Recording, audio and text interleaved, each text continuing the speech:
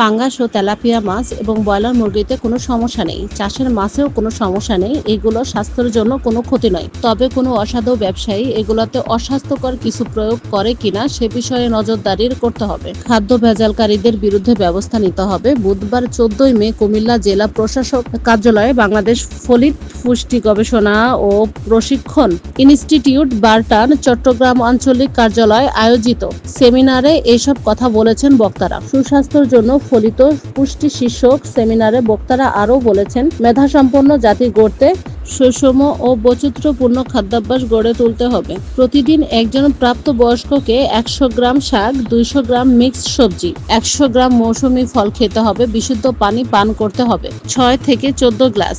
দিনে অন্তত 30 মিনিট ব্যায়াম, সকাল 10টা থেকে বিকেল 3টার মধ্যে 30 মিনিট রোদে থাকতে হবে। বারটানের নির্বাহী পরিচালক রেহেনা আক্তারের সভাপতিত্বে বিশেষ অতিথি ছিলেন অতিরিক্ত জেলা প্রশাসক সার্বিক পঙ্কজ বড়ুয়া, কুমিল্লা বার্ডের পরিচালক আব্দুল আল মামুন, সালমা খান, আমাদের শাহাদাতপুর 25।